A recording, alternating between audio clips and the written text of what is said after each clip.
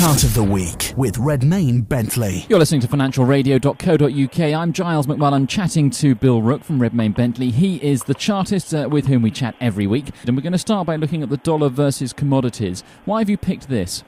Well, in times of uncertainty, there's an asset class which does generally quite well, and that's the commodities.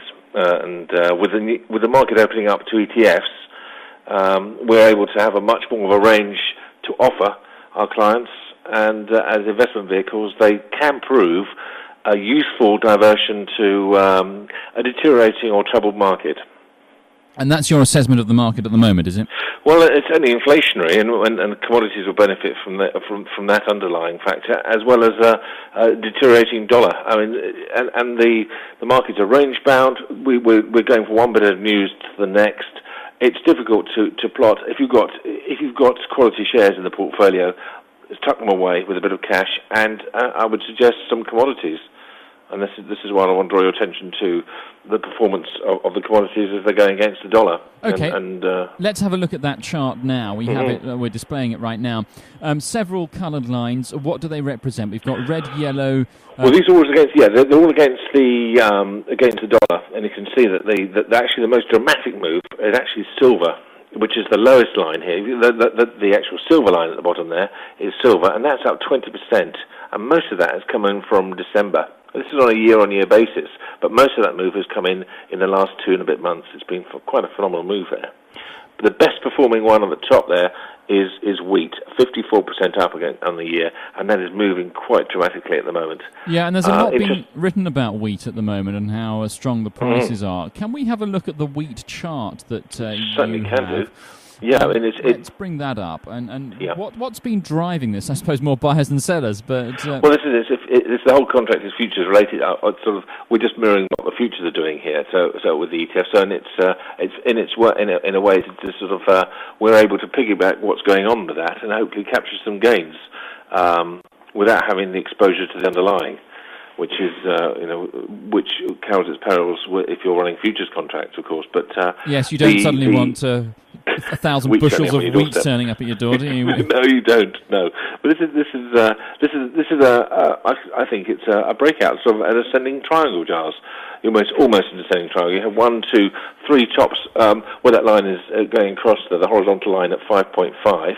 And there it is breaking it, and lo and behold, today it's up 3.7 to 6.4. This is in dollars.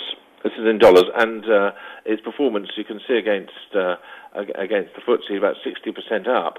As I say, this is in the year. This is in dollars. The bottom lines at the bottom there suggest that the yellow there is indicating when there's extra volume on top of a volume trend. That's very good. Green is above volume trend. Red is below the trend. So would you be a buyer right now of this then? Yes, I'll be a buyer now, yeah. Would you have a target? With a stop and everything in place. Where would you put your stop? Well, it depends on what sort of trader you are. You see, I was talking yesterday to the group, Thursday group, and we just one or two would say, well, it's interesting. They have different views on when to get out and on when to get in. And one of the views is the 200-day moving average, which you can see sort of supporting the whole thing at the black line there at about 4 and a bit. For some, when that turns down, if a long-term trader, then they'll get out. So they would be in this contract for a much longer period. For others, it might be sort of when it comes to the 5.5 level.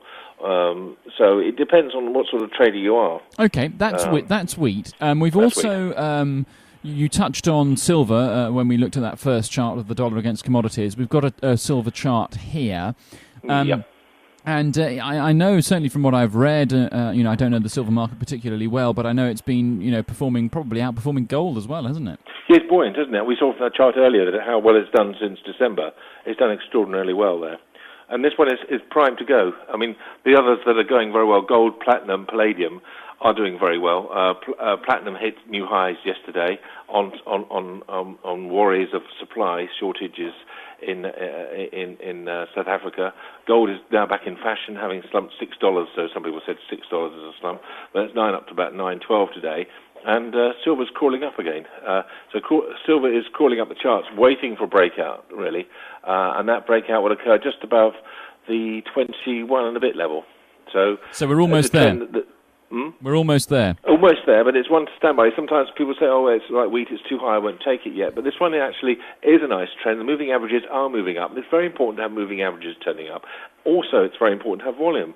And this is at the bottom of the chart there, in the black area there. You can see that the moving averages is sort of on the right side of volume. The volume is picking up there on the cumulative volume. And there's been some surge of volume, the yellow part at the bottom there, suggesting that there is some extra going in there. So all in all, it looks a nice pattern, pretty pattern, waiting for a move upwards. Okay, turning to some stocks now. GSK, Glaxosmithkline, not looking fantastic, is it? We're looking at the first chart that you've sent us here, Bill, that you've chosen. Yeah. Why have you picked this? Well, this is a bit. I'm sure it's a bit. You might think, oh, first glance it's a bit mucky and all this sort of thing, but it's actually there's a lot of information on here. Those vertical lines that are coming through there are where the 180-day lows are, and this is 180-day low line for me is sort of a.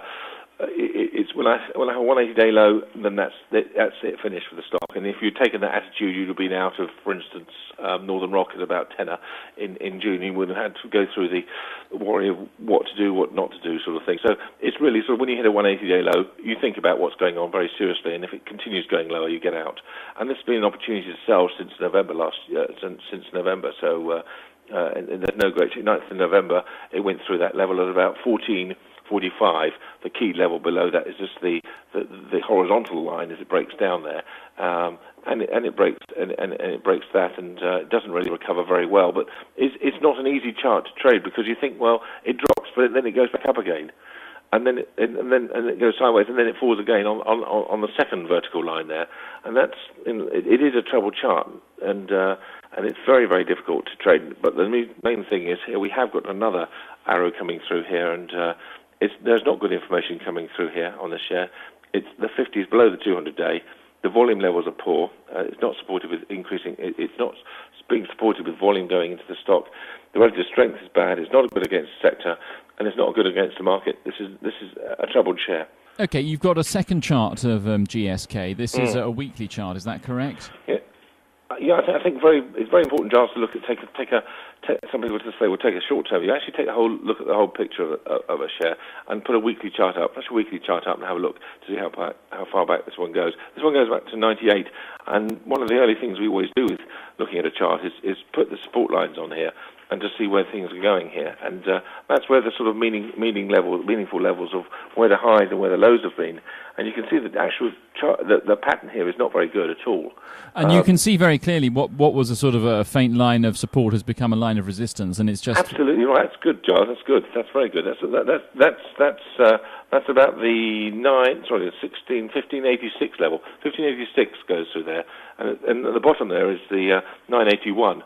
So it's on course to going to that sort of level. It's very difficult to say, well, when it's going up, it's always going to go up. When it's going to go down, it's always going to go down. This thing is sort of rolling around, but the actual trend, as you pointed out, the key level is it didn't get through that support resistance level that was made up in 99 to 2001 was never sort of it never really broken back up again. So it's sort of through, and so it became a ceiling, and the chart is being the share price has just been ambling between the lower levels and the upper level. So it's not an easy share to trade at all. Okay, so that's Glaxosmithkline, one to avoid. Finally, we're going to have a look at BG. This is a weekly chart of BG Group. Well, this is in complete contrast, Charles, to what was being said there. Now you've got a share here which is trending quite nicely, sideways initially. When it enters the box, this is the important bit. It tries to break through the resistance level, and it does initially, but then it falls back. And within the box, there's a 20% movement. But the important thing is here, it doesn't go to a new low. It's sort of 20% is, I suppose, acceptable as such. But then what it does then is it challenges the previous highs where that circle is. So the circle level is about 883. It challenges it, and this is very important. And this is why I like buying shares at highs. Some people say buy on the dips, but if you buy on the dip and it keeps dipping, it's very, very difficult to come to terms with that. But this one here, buy where the circle is there, where the little circle is there, and it moved up quite nicely. And there's been some good broker news coming, good broker comment after the results this week, and we hope that it's going to challenge the highs that are bounded by the triangle, which is around the 1174 level. Bill, it's been great chatting to you as always. That was Chart of the Week for this week. We'll be chatting to Bill Rook from Redmayne Bentley next week about his charting picks. Bill, we'll look forward to speaking to you then. In the meantime, if you have any questions for Bill, then go to financialradio.co.uk and you can put those questions to him. Chart of the Week with Redmayne Bentley.